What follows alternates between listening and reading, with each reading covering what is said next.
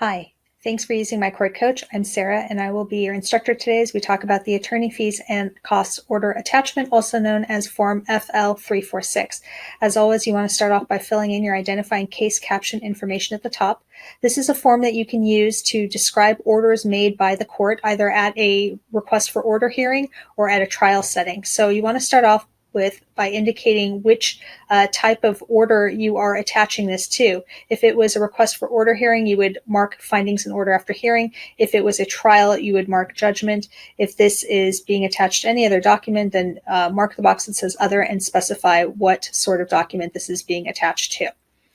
Next, you're going to include the court's findings. So either the court has ordered that an award of attorney fees and costs is appropriate, in which case you mark box 1, inappropriate, which case you mark box 2, or if they made other orders that don't fall into either of those categories, mark 3 and specify other.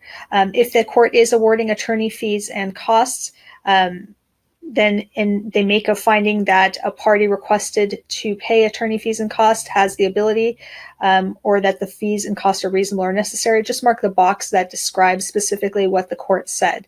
If the court is denying the request for attorney fees and costs, mark the box that would indicate the reasoning that the court gave. Either there's not a demonstrated disparity between the parties in access to funds, or that the party requested to pay attorney fees does not have the ability to pay, or that the requested attorney fees and costs are not reasonable or necessary. In item number 4, again, if the court does order a party to pay attorney fees and costs, you want to mark the box that identifies the party that has been ordered to make that payment, and then the total amount that was ordered. And if the court does end up allocating between fees, costs, or interest, then you want to indicate what amounts are to go to fees, what amounts is to go to costs, what amount is to go to interest. Typically, they don't allocate, but if they do, then go ahead and specify that information here too. In 4C, you're going to mark the box that identifies the party that is to receive the attorney fees payment. Other party, if the payment is to be made directly to a party's attorney, for instance, then you could list that in other party. And then if the court specifies what source the payment is to come from, you can mark box D and then specify what that is. If they don't specify, then you don't need to fill in this section.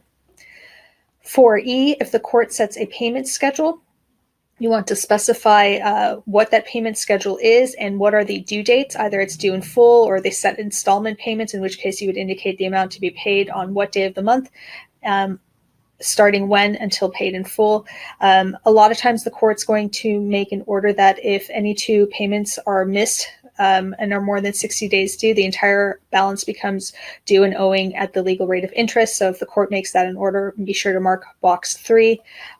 If the court indicates that no interest is to accrue until payments, as long as payments are timely made, mark box 4E4. If there's any other orders regarding the payment schedule, mark box 4E5 and specify what those orders are. Box number 5, if the court indicates what the attorney fees are to be used for, then you would mark this box and then again mark the box that specifically specifies that. So if it's a specific amount to hire an attorney before the proceedings in the matter can go forward, mark box 5A and what that amount is. If it is, if the attorney fees are to cover fees that have been incurred to date, list what amount that is. If the court indicates that the attorney fees are to pay for estimated attorney fees and costs and specifies an amount, then mark what that is.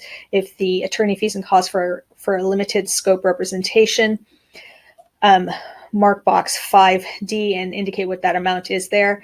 And if it's any amounts that have not been paid are included in this attorney fees award, 5E, mark what that amount is. If there's any other orders regarding what these fees are for, then specify that in 5F, where it says other. If there's any other orders that the court makes with respect to attorney fees, then you can mark box 6 and describe what those orders are. You're going to attach this to your order or your judgment form and submit it to the court for filing. I hope you found this helpful. Good luck.